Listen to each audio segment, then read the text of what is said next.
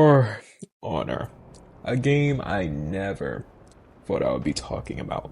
A very amazing fighting game, very well done with great mechanics and great controls.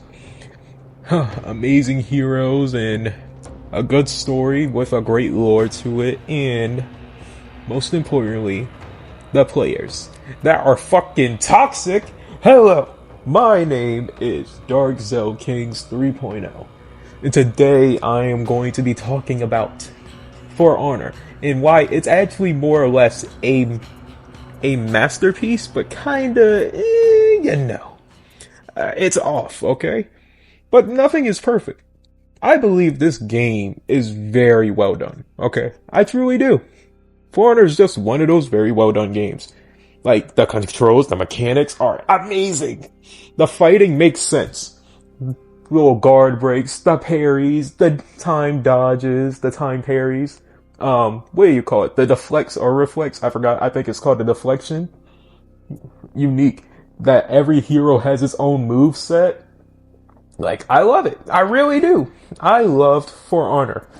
I don't know if y'all remember when For Honor came out. I don't even remember exactly. It was such a long time ago. I was a kid.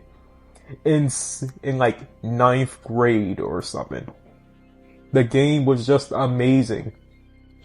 Sure, don't get me wrong. It wasn't perfect. I mean, you would literally go into a match. Look, I'm gonna tell you the beginning of For Honor right here, right now. A little story time.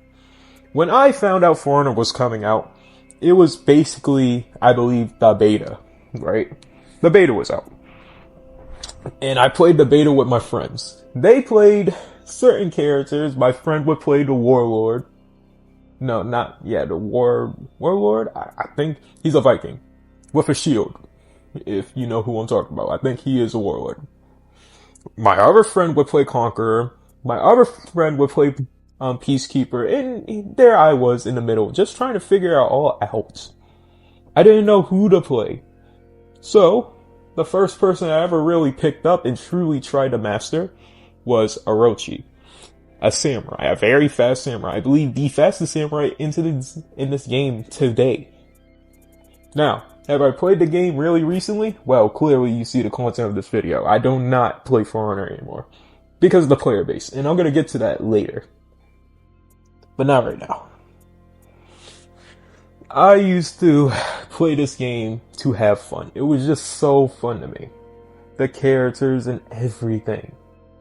Like, the environment, how the matches be. Now, don't get me wrong. For Honor is very limited, though. In its game modes. As in, okay, there is brawls and duels and there's brawls and duels.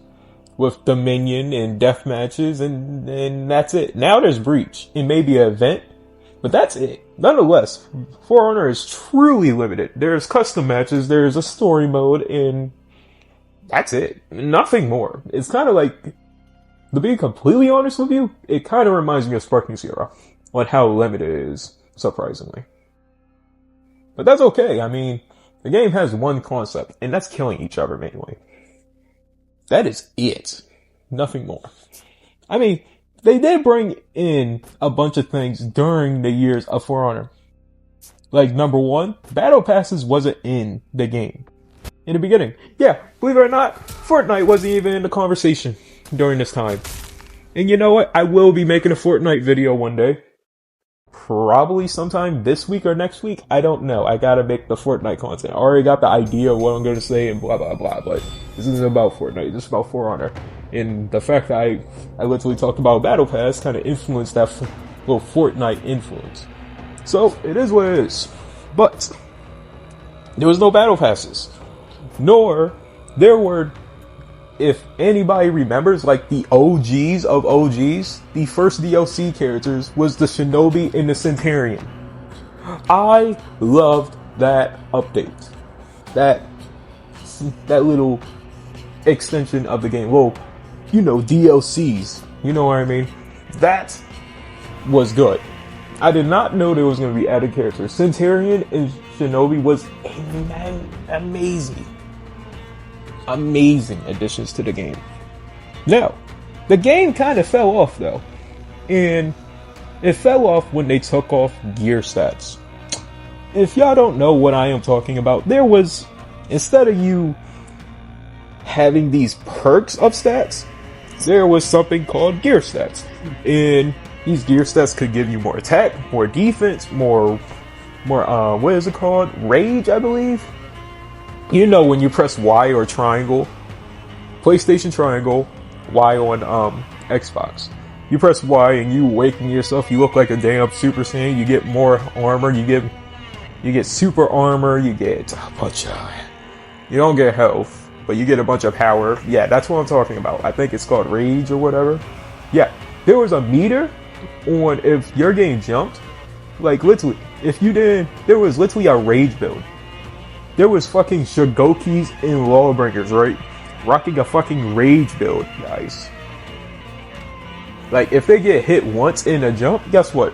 They get Rage. And don't get me wrong, I think it was broken. I think it was really crazy, but that's just their build, you know? They outsmarted the system. So I made my Raider like a god. Yes, I started maining Raider. Raider is my guy. He's my dog. Nonetheless, I loved Raider. Nonetheless, like, honestly. So I took a liking to Raider. Beat niggas' asses, used that. I made an attack build. I think our Rage build was just too cheap. But I was whooping people, bro. I could 1v4 a whole team by myself with my Raider. I had defense and attack. I didn't need nothing else. There was more things too, but I don't remember everything though of all the stats. I just don't. I just remember attack, defense, health. Yeah. Health was a big one. And rage. There was probably like two others. I think it might have been like perk cooldown, you know, ability cooldown where you can use your abilities, something like that. And yes, every hero comes with its own abilities, as in like, some come with a catapult, some of them you can throw a bottle, or some of them you can put a staff on the ground and it heals everybody around. That's awesome, you know? For Honor was just that game. It was fun. Dominion was clearly the most fun game mode in the game. No doubt. Because you try to take over zones, it's basically like Interception on Warframe, King of the Hill, and all those little game modes. You know, that's fun. It's kind of like, in a weird way, without transporting a flag, it's like capture the flag in some sort of weird way. You know, you stay in that territory and you protect it, but you try to steal it. Nonetheless, Dominion will always be the best game mode of all time in For Honor, no doubt. Breach has a lot to do in it, but I'm gonna tell you the truth. The activity in Breach is so low that it doesn't even matter. Every other game mode says medium or low, but if you look at Dominion, it will always say very high or high. It will never go under high. Okay, that's how you know Dominion is the most reliable game mode for you to play. Because guess what? You're going to have the most fun on Dominion, even if you get your ass kicked. The game is basically damn near very polished in a good way. They changed a lot of things that I didn't like, but they're still doing things that I can still respect.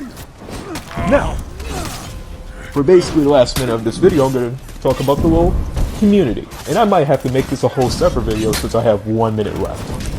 The community is more toxic than 2K, okay? It's more toxic than Fortnite, and it's more toxic than 2K. There is way more communities that are just as toxic, but no. This one is the worst of the worst. And I'm telling you, the players in this game they're great players, but they are the most toxic I've ever seen in my life. I feel like for all the old 2K players went to fucking For Honor when For Honor came out. That's how bad it is. Remember that. I am going to make a whole new video of For Honor's community. Just alone. But that is it for the video. If you liked it, please tell me what you didn't like. Please tell me what you like. Comment, and subscribe, please. Tell me everything. Alright. I'll see you in the next one. Dark Zell Kings 3.0 is out. See you in the next one. Bye.